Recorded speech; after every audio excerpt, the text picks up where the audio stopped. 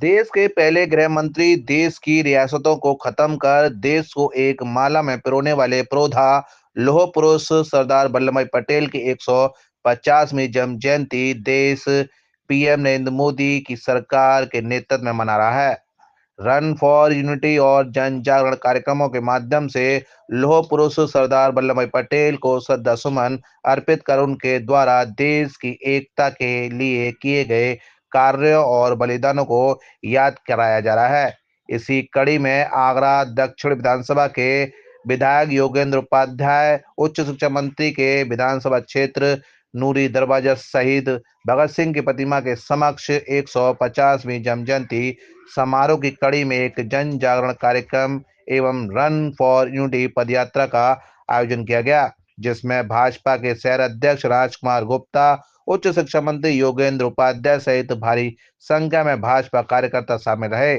कार्यक्रम के मुख्य अतिथि डिप्टी सीएम ब्रजेश पाठक ने उच्च शिक्षा मंत्री योगेंद्र उपाध्याय के साहस और कार्यशैली की प्रशंसा करते हुए कहा कि कांग्रेस की सरकारों में देश के लौह पुरुष सरदार वल्लभ भाई पटेल के सम्मान की उपेक्षा की गई।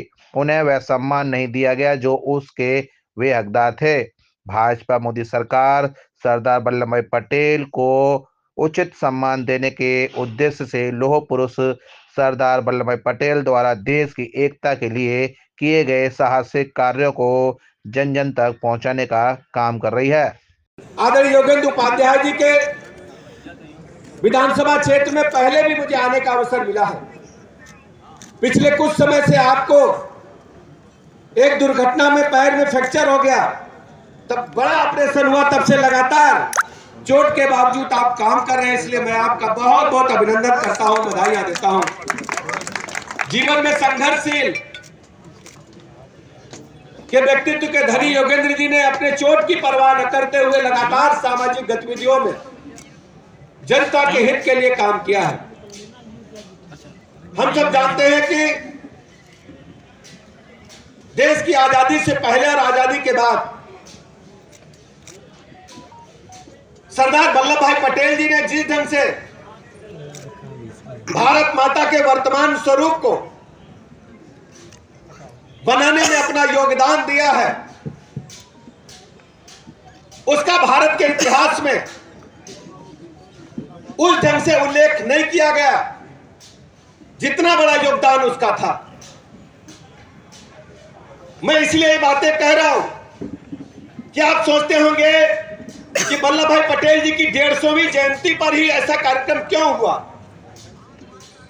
इससे पूर्व कांग्रेस की सरकारों ने देश की आजादी के बाद सत्ता तो संभाली, लेकिन देश के उन रणबांकुरों को, देश के उन महान सेनानियों को पर्याप्त इतिहास में जगह नहीं दी जिनका वास्तव में क्या योगदान था, उसका उल्लेख नहीं किया गया। सरदार वल्लभ भाई पटेल जी ने आजाद भारत के बाद और आजादी से पहले, चाहे 47 की आजादी के पहले हो चाहे 1942 में, इसके बीच में जो कालखंड रहा है, समय समय पर विभिन्न आंदोलनों का भी नेतृत्व किया और जेल गए।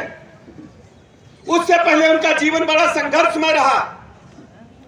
पूर्व में हमें पता है कि शादियां बाल्यकाल में ही हो जाया करती थी। उनकी शादी के उपरांत 2 बच्चे हुए, बेटा और बेटी। उनकी पत्नी असमय ही मृत्यु के काल में समा गई। बच्चे छोटे छोटे थे, 3 बरस के, 5 बरस के, कि मां भारती जब तक आजाद नहीं हो जाती हम शांत नहीं बैठेंगे। उन्होंने आजादी की लड़ाई में आगे बढ़कर के प्रतिवाद करना प्रारंभ किया। कई बार वो जेल गए और जब देश की आजादी मिली तो आजादी के समय में अंग्रेजी हुकूमत ने भारत के टुकड़े विखंडन करने की एक कुचक्र रचा था। धर्म के आधार पर पाकिस्तान को बांटा गया।